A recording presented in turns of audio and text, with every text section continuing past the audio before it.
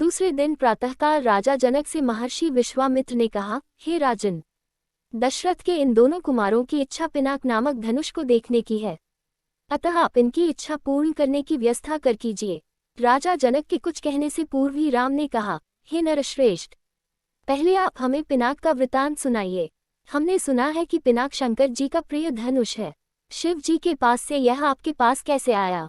इस पर मिथिलापति जनक बोले, हे राम, एक बार प्रजापति दक्ष ने एक बड़ा विशाल यज्ञ किया। दक्ष जी शंकर जी के श्वसुर थे।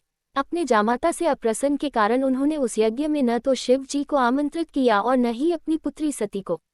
पति के समझाने बुझाने की परवाह न करके सती अपने पिता के यहाँ यज्ञ में पहुंच गईं। वहां सती का बहुत अपमान हुआ।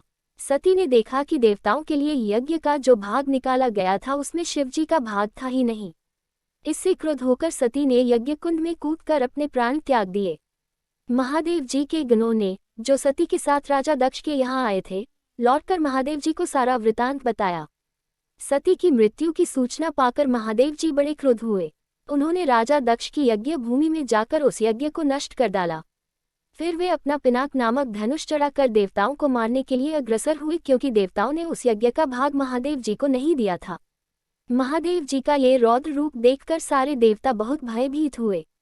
देवताओं ने अनुनय विनय करके महादेव जी का क्रोध शांत कराया। क्रोध शांत होने पर महादेव जी ने पिनाक को देवताओं को दे दिया और कैलाश पर्वत पर लौट गए।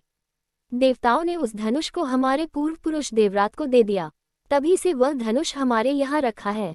हमारे पूर्वजों का स्मृति चिन्ह होने के कारण हम इस धनुष की देखभाल सम्मान के साथ करते आ रहे हैं। इसी बीच एक बार हमारे राज्य में अनावृष्टि के कारण सूखा पड़ गया, जिससे प्रजाजनों को भयंकर कष्ट का सामना करना पड़ा। उस कष्ट से मुक्ति पाने के लिए मैंने एक बहुत बड़ा यज्ञ किया। पुरोहितों के आदेशानुसार मैंने अपने हाथों से खेतों में हल चलाया। हल से भूमि खोदते खोदते भगवान की इच्छा से मुझे एक परम रूपवती कन्या प्राप्त हुई। उसे मैं अपने राजमहल में ले आया और उसका नाम सीता रखकर अपनी पुत्री के समान उसका लालन पालन करने लगा। जब सीता किशोरावस्था को प्राप्त हुई तो दूर दूर तक उसके सौंदर्य एवं गुणों की ख्याति फैलने लगी। देश देशांतर के राजकुमार उसके साथ विवाह करने के लिए लालायित होने लगे।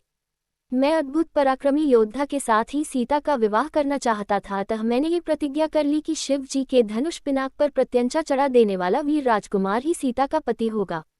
मेरी प्रतिज्ञा की सूचना पाकर सहस्त्रों राजकुमार और राजा महाराजा समय समय पर अपने बल की परीक्षा करने के लिए यहाँ आए, किंतु पिनाक पर प्रत्यंचा चढ़ाना तो दूर, वे उसे तिल भर खिसका भी न सके। जब वे अपने उद्देश्य में इस प्रकार निराश हो गए तो वे सब मिलकर मेरे राज्य में उत्पात मचाने लगे। मेरे प्रदेश को चारों ओर से घेर लिया और निरीह प्रजाजनों को लूटकर आतंक फैलाने लगे। मैं अपनी सेना को लेकर उनके साथ निरंतर युद्ध करता रहा। वे अनेक राजा थे, उनके पास सेना भी बहुत अधिक थी, इसलिए इस संघर्ष में मेरी बहुत सी सेना नष्ट हो गई। इस पर मैंने भगवान को सहारा मानकर उनकी तपस्या की। मेरी तपस्या से प्रसन्न होकर भगवान ने मुझे देवताओं की चतुरंगिनी सेना प्रदान की। उस सेना ने आताई राजाओं के साथ भयंकर युद्ध किया और सभी उपद्रवी राजकुमारों को भगाया। उनके भाग जाने के बाद मैंने सोचा कि एक विशाल यज्ञ करके इस अवसर पर ही अपनी प्रतिज्ञा पूरी करूं और सीता का विवाह कर निश्चिंत हो जाऊं। इसीलिए मैंने इस महान यज्ञ का आयोजन किया है। अब जो कोई भी महादेव जी के इस धनुष की प्रत्यंचा चढ़ा देगा, उसी वीर पुरुष के साथ मैं अपनी अनुपम गुणवती पुत्री सीता का विवाह करके निश्चिंत हो जाऊंगा।